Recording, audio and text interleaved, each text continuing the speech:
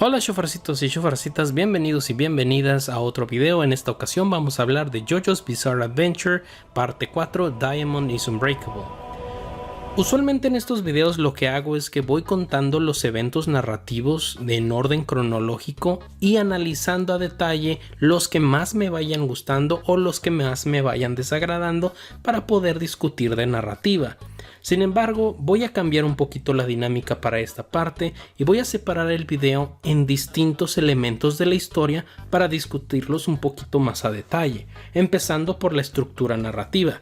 Pero antes de empezar, les recuerdo a los que no están suscritos, por favor suscríbanse, denle like al video y eso le ayudaría bastante al algoritmo. Así que empecemos con la estructura. Quise empezar con la estructura narrativa porque durante la parte 1, 2 y 3 hemos visto el progreso de Araki como escritor. Entonces, de historias más pequeñas a historias un poco más ambiciosas, pero el autor ya se sentía cómodo con ciertos elementos de la historia, ciertas estructuras o ciertos tipos de historia. Así que una vez que en Stardust Crusader yo pude ver que el autor ya se sentía más en su zona, yo esperaba que la parte 4 fuera muy parecido o tuviera una plantilla sacada de Stardust Crusader, pero no fue así. De hecho, todo lo opuesto, porque la estructura narrativa de Diamond is Unbreakable es casi opuesta a la de Stardust Crusaders.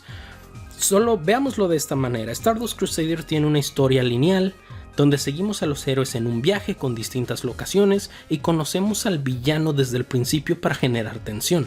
En Diamond is Unbreakable todo ocurre en una sola locación y no conocemos al villano y la estructura no es tan lineal.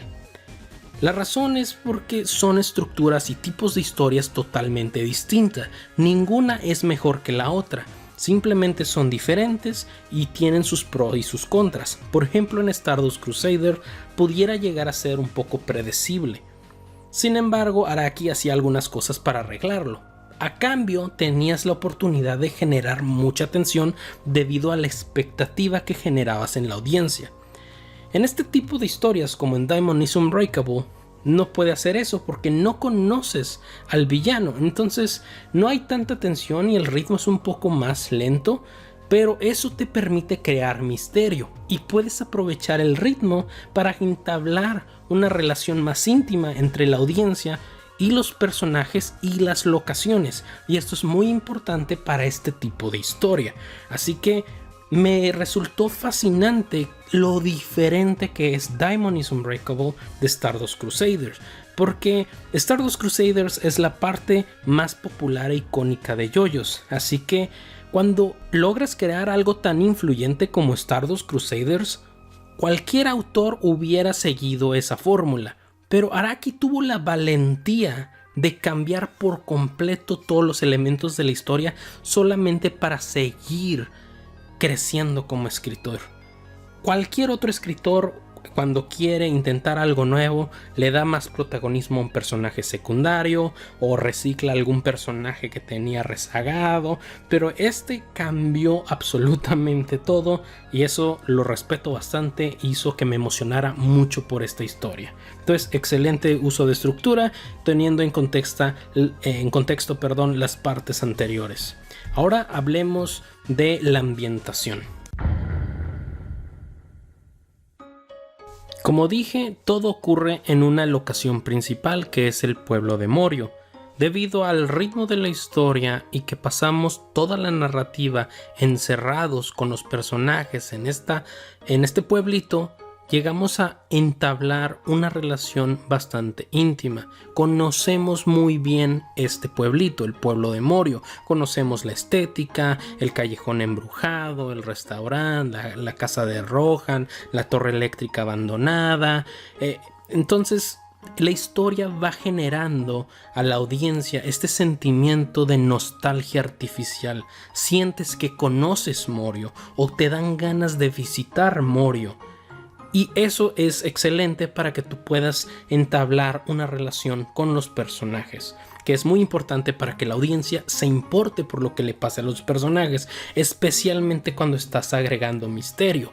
Entonces fue ejecutado de una manera hermosa, pero no nada más eso, sino que también el arte ayuda muchísimo a esta ambientación, porque esta vez fueron más valientes, más atrevidos con la aplicación de color. JoJo's, el anime, ya era conocido por la aplicación de su color y los cambios de colores en filtros en ciertos eventos dramáticos. Pero en esta ocasión se pasaron de lanza, fueron más atrevidos y le queda excelente la identidad de Morio. Entonces no nada más es la aplicación narrativa, sino que también la expresión artística se combinan y tienen una ambientación perfecta. Me encantó esta parte de la historia, este elemento de la historia fue genial, además de que me emocionaba mucho llegar a esta parte de la historia porque el puro arte fue la razón por la cual retomé JoJo's desde que ustedes me lo recomendaron y desde que mis amigos me lo habían recomendado. Entonces fue muy bonito verlo acompañado de la narrativa. Muy posiblemente la ambientación es el elemento de esta historia que más me gustó. Y digo muy posiblemente porque los otros elementos narrativos no se quedan atrás, como por ejemplo los personajes secundarios. Desde la parte 2 veías que Araki iba mejorando mucho en el desarrollo de personajes secundarios. Sin embargo, creo que esto ha hecho una de las grandes fortalezas que tiene JoJo's en general. Y es que tienes personajes secundarios muy entrañables, como Polnareff en la parte 3, y aquí tenemos un cast bastante llamativo, bastante colorido y muy entrañable, como por ejemplo el estúpido de Okuyasu, que tiene un stand muy poderoso, pero él está menso y no sabe usarlo, pero no lo puedes odiar porque es el compa de Yosuke y lo quieres mucho. Pero también tenemos a Rohan, que tiene una personalidad completamente distinta, o por ejemplo Koichi, que posiblemente es el mejor personaje secundario de la parte 4, porque este no nada más es el compañero de Yosuke, sino que este tiene su arco dramático, tiene su propio viaje y se va convirtiendo en su propio héroe, cosa que se representa visualmente con su stand, que es otra cosa que me gustó. Los stand tienen cierta elementos de lo que representa la psicología del personaje. Entonces ahorita voy a hablar un poquito más de esto cuando hable de Yosuke, pero en general los personajes secundarios me gustaron bastante. Ahora hablemos un poquito de un elemento que no me gustó tanto, y es la inclusión de Jotaro. Jotaro es el JoJo más popular, es el más icónico porque viene de Stardust Crusaders y por muchas otras razones, es un personaje cool. Sin embargo, yo entiendo por qué Araki quiso incluirlo en más partes, para capitalizar en la popularidad que tiene Jotaro.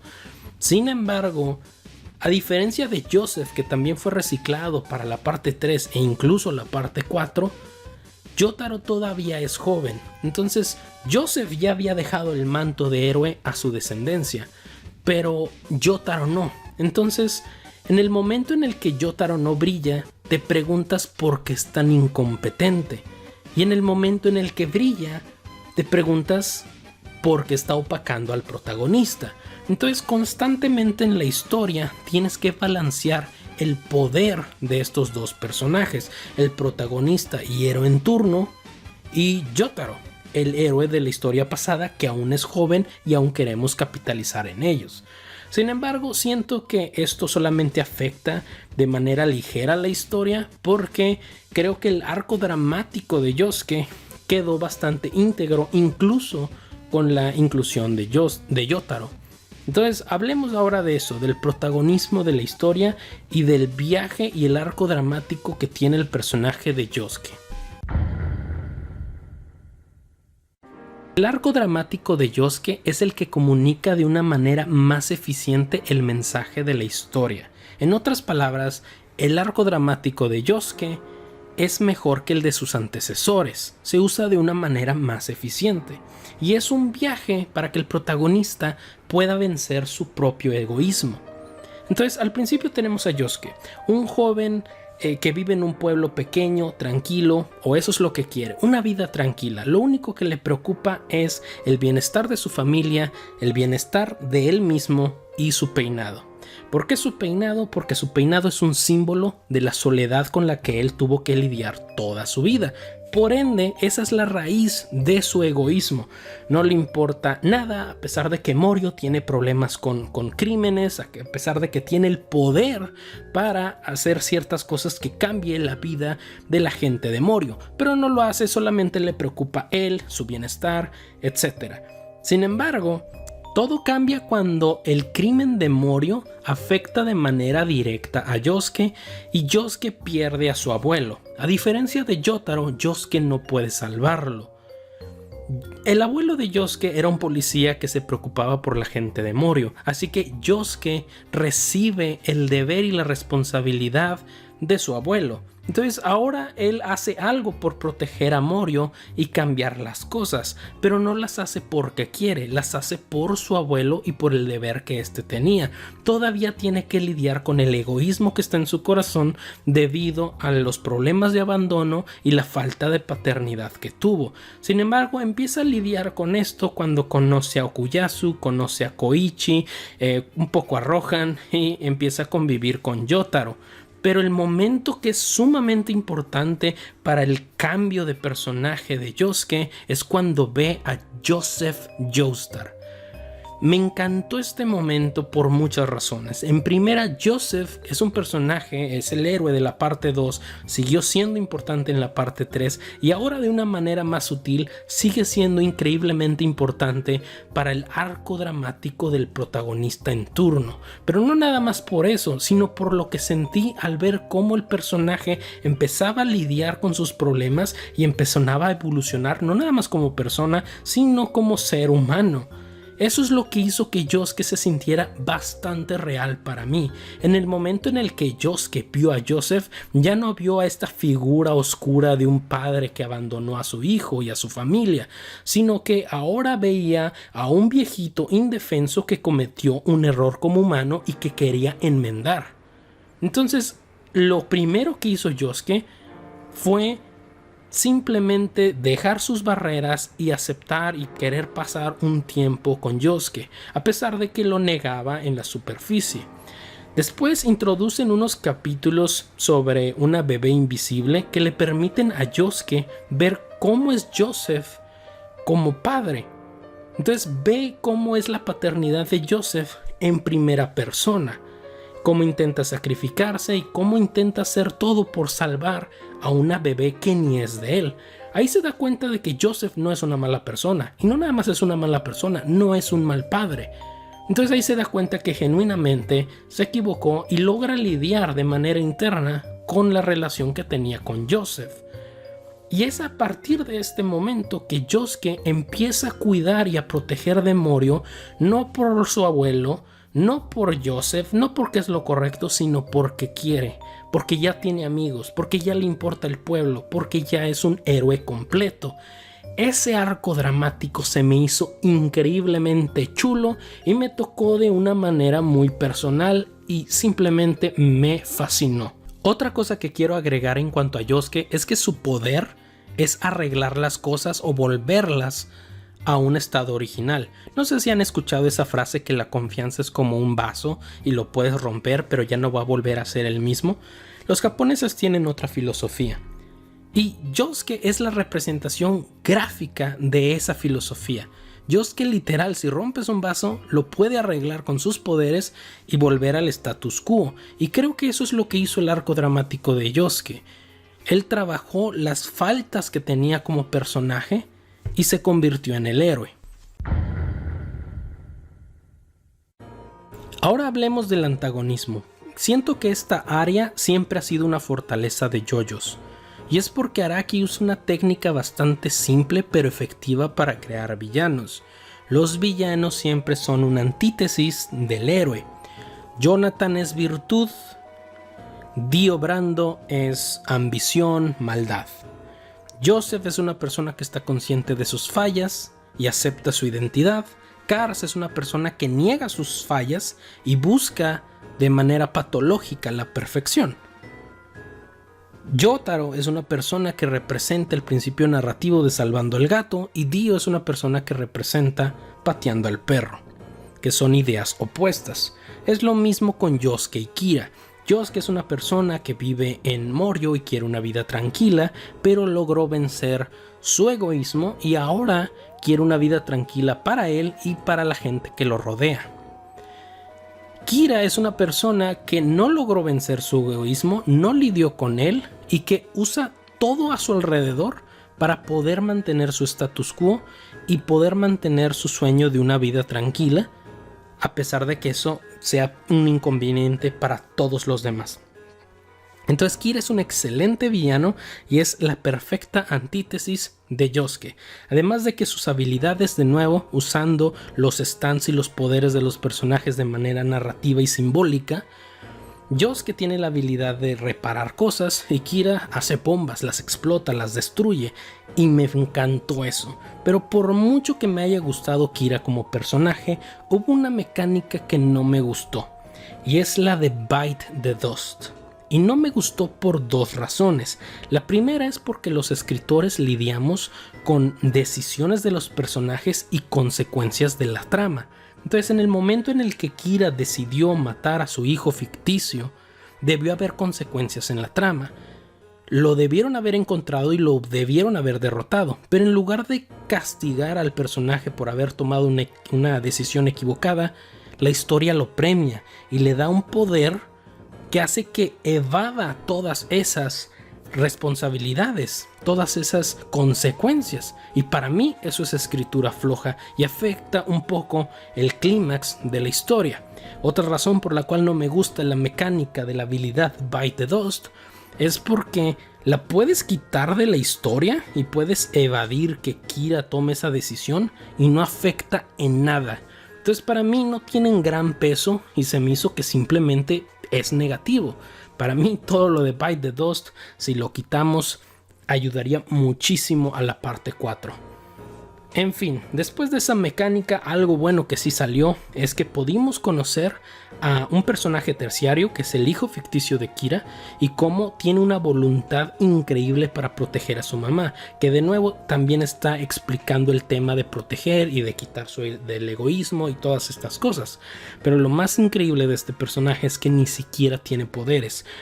No es un usuario de stand, no puede ver a los otros stands y no tiene idea de qué está pasando, pero su amor por su madre es lo que hace que sea un héroe. Y es un personaje terciario y eso me gustó mucho.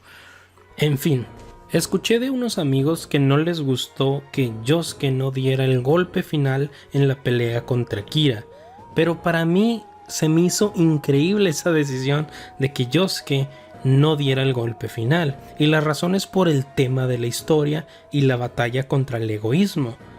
Está claramente en la escena final el paralelo o el contraste entre Kira, que está solo, acorralado y haciéndose responsable por los errores y todas las decisiones que tomó en la historia, pero luego después tenemos a Yosuke acompañado de Okuyasu, de Koichi, de este niño, de Yotaro, de todos sus amigos básicamente. Y eso me gustó mucho. Y también me gustó que Koichi y Yotaro dieron los golpes finales. Al final Yotaro detiene el tiempo y logra darle un madrazo a Kira. Y así de esa manera también equilibras el problema anterior que teníamos entre los poderes de los personajes, entre Yotaro y Yosuke. Al final, Yosuke no dio el golpe final porque ya no está solo, ya tiene amigos, ya tiene familia. El personaje cambió. Pero al final Yotaro sigue siendo fuerte, sigue siendo el popular, entonces estuvo bien que le dieran ese momento. Y pues Kira lo opuesto, está solo y tuvo el final que se merece, siendo atormentado por la gente que asesinó. El tono de la historia, la ambientación, los momentos cómicos, irreverentes e inverosímiles, e incluso los momentos en los que se tocaban temas un poco oscuros, me recordaban mucho a el tipo de historia que encuentras en un misterio de un RPG noventero. Esta historia me recordó mucho a Earthbound y me provocaba la misma sensación de nostalgia artificial, y eso hizo que me gustara mucho porque me encanta Earthbound y esta historia también me encantó. Diamond is Unbreakable es mi parte favorita de JoJo's hasta ahora. Espero que sean las que siguen mejores, pero ya veremos. Es siempre fascinante ver cómo Araki ha evolucionado como escritor y como mangaka, entonces estoy emocionado por leer las siguientes partes. En conclusión, esta parte tuvo una buena ambientación, perfecta, buenos arcos dramáticos, buenos personajes, en general un buen discurso narrativo. Me gustó mucho, espero a ustedes les haya gustado, espero les haya gustado este video, denle like y nos vemos en el siguiente. Corte y queda.